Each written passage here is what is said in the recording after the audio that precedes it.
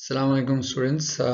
Today's lesson is about the causes of the World War One. It is uh, chapter number 14, section number 1. The objective of the lesson is that at the end of the lesson, you should be able to describe how the international rivalries and nationalism pushed Europe toward war, explain how the assassination in Sarajevo led to the start of the World War I, and analyze the causes and effect of the European alliance system. You must know that what do you mean by the word intent? It's a non-binding agreement between the nations to follow common policies. It's a non-binding agreement. The member nation can withdraw anytime, but as long as it is a member of the agreement, it has to follow the common policies. Militarism means the glorification of the military, to portray the military as a source of national strength and increase its size. Elsa and Lorraine, this is a provinces on the border of Germany and France, and this was a territory that France lost to Germany in 1871. The war between Prussia and France. Ultimatum is a set of demands put in front of other nation, and mobilized mean to prepare the military forces for war. Neutrality means to stay neutral, not favoring any side in any conflict. Question number 1 of the lesson says that why and how did the World War I began in 1914? If you look at the reasons, there are two types of reasons. One type of reason is the surface reason, and the other one is under the surface reason. By 1914, actually, Europe had enjoyed a century of peace. The Treaty of Westphalia was signed in 1830, following the War of Religions. So, following that treaty, there were not any large-scale wars in Europe. So that's why this time period is known as the Century of Peace. But still, in some parts of the Europe, there were tensions and the boiling tensions, and boiling under the surface. Over the surface, it was peace, but under the surface, there were tensions. At the same times, in Europe, as predicted by the Bismarck, Europe created alliances. Basically, the purpose of alliances was to promote peace and to keep the conflicting parties away from the conflict or away from initiating a full-fledged war. Because once they made the alliances, for example, one group, the member of one alliance group felt that now they are protected, now they are safe, because they are protected by the group of other nations also, and in case of war the other nations will help them or to come for the rescue of this nation, so they feel that they are safe.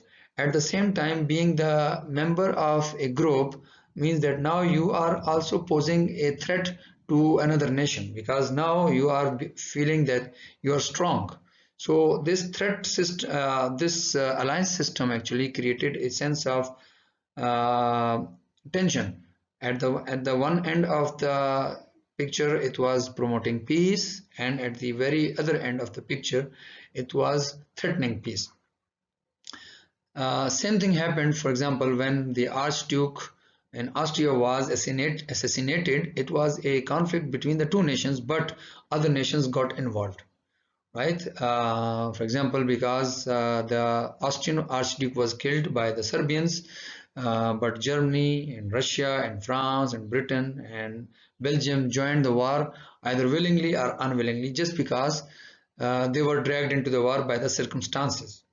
So what happened? What were the underlying reasons other than this? For example, the alliances, the two major alliances were the Triple Alliance, are the Central Powers, and the Triple Entente are allies. The members of the Triple Alliance were Germany, Austria-Hungary, Italy, and later on during the war, Ottoman Empire joined. And one thing you must know that Italy did not participate in the war on the side of the Triple Alliance, rather it joined the war from the other side. The allies were France, Russia, Britain, and later on Japan was added into the group during the war. So these alliances and the groupings actually were one of the major cause of uh, promoting the you can say fire of war. Look at the map here. It says that Germany, in the dark green color, Germany and Austria-Hungary, they were central powers because of their geographic locations, and allies they were already spread. Uh, Russia in the east, France and Britain in the west, and some countries they were neutral. They did not join any group, but yet they had to face the consequences of the war later on. These alliances were based on previous wars. Basically, for example, why France joined Russia in the Triple Entente? Because France had a war with Germany. So France could not develop a friendship with the immediate neighbor because of the war in the past. Similarly, Germany felt threatened from Russia because of its geographic size, because of its natural resources, difference of ideology. So it had a grouping with Austria-Hungary.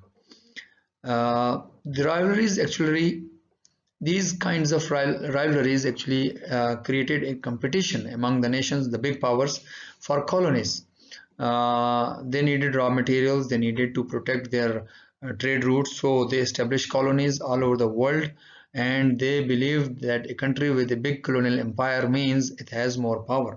So this was a kind of a sense of superiority for having a colonial empire. In the same time, these rivalries increased the sense of militarism, which means that the military strength was painted in front of public in a romantic light. Yani, they believe that war is one of the way to make the country more stronger, and by defeating the enemies you can secure the future. So the war was depicted or portrayed in front of the general public as a source of national pride. So big powers began to increase the strength of their armies and navies. Uh, Growing nationalism and economic competition also caused tensions within the countries and across the European borders. For example, nationalism in Austria-Hungary and Ottoman Empire created shockwaves because they were multinational empires. Different ethnic groups were living in these countries, so they were asking separation. And even before the World War I started, many of the countries from Ottoman Empire got separation. They became independent nations, and ultimately they got sovereignties. Same was the case with Austria-Hungary. They were ruling a diverse ethnic subjects. So for them, the sense of nationalism created turbulence. Germany at the same time was having the effect of economic rivalry in Europe. Germany was threatened by the advances in technology. Um, by big powers. Germany believed that Russia, once it gets industrialized, it will be very difficult for Germany to catch up Russia because it has plenty of natural resources.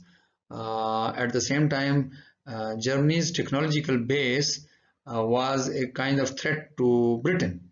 And at the same time, Germany believed that in the community of nations, Germany is not being given its due right of respect. So Germany felt jealous with other nations, France, Britain, and Russia, and that's why it put itself on the path of building a strong force in the region. So nationalism sparked tensions all over the Europe. France wanted to get back the territory that it lost to Germany. Russia supported the idea of pan-Slavism, or you can say creating a Slavic state in the region, because Balkan, Russia, there are a good number of Slavic people. They wanted to create a Slavic identity state. So several Balkan states, they fought wars among themselves. Despite getting separation from Ottoman Empire, they were not united. They had no good relationship to each other, so they fight on small issues, territorial issues, the issues of natural resources, ethnic settlements. So the region was known as the powder keg. You ignite it with a small incident and it will burn out the entire region. And same thing happened, that when the Archduke of Austria was killed, one small incident kicked off a huge war, which was known as World War One. This is the story on the next slide, that how the Archduke of Austria was killed in Serbia on June 28, 1914.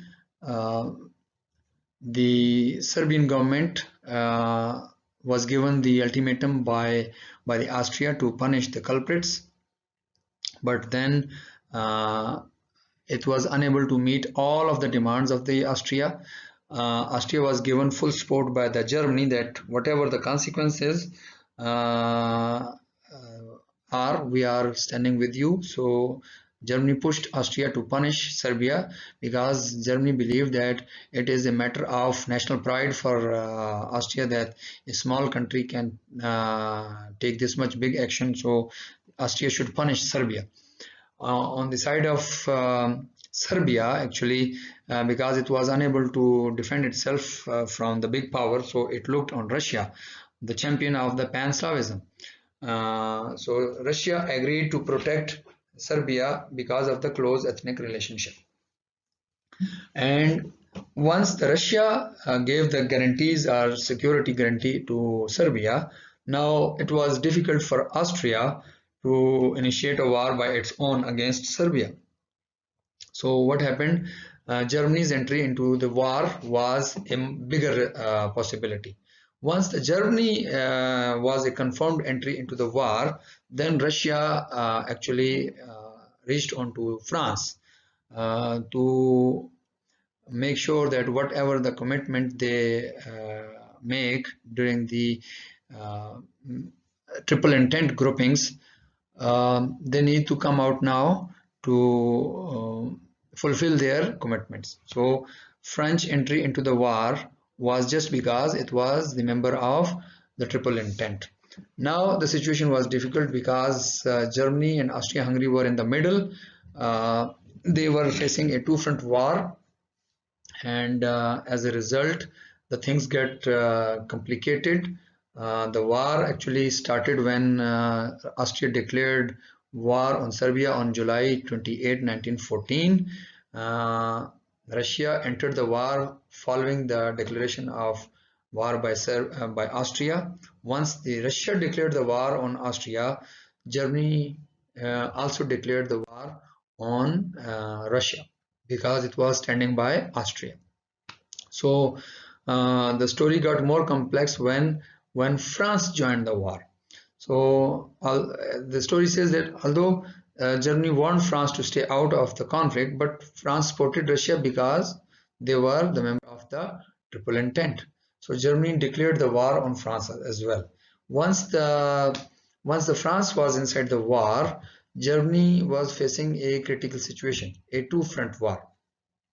So Germany had to seek a way out to defeat one of the big enemies, before turning to the other. So in the German calculations, Russia was a bigger country. It was difficult to defeat Russia first. So Germany believed that they need to defeat France first. Once France is completely defeated, then they can turn back to Russia with full of their attention and focus on the eastern battlefronts. For that reason, they devised a plan to invade Belgium and drop their forces behind the French forces that were battling on the battleground. So they needed to cut the supply lines by attacking Belgium, because that was called Schlieffen Plan. Schlieffen Plan was to go through the Belgium, which was a neutral country at that time, and cut off the supply lines of the French forces on the German battlegrounds. By attacking Belgium, which was a neutral country, now Britain had no choice but to declare the war against Germany because it was a guarantor of Belgium's neutrality. So, August 4, after Germany attacked Belgium, Britain declared the war on Germany. So, this became messy and messy until more and more countries joined. At the onset, the war was a kind of renewed sense of patriotism. People believe that now they are fighting for a big cause. They are fighting for their nation, for their state, for their country. So they forget every other problem and they decided to go to the battlefronts. Men who are considered to be the fighters of the state, fighter of the nation. So patriotic fever helped the governments divert the tension from from other disputes in the countries to the bigger issue. Young men rush to enlist in what seems like an exciting adventure, but they did not know that it's going to be a deadly war. It's going to be a big mess. So they were soon to realize this outcome.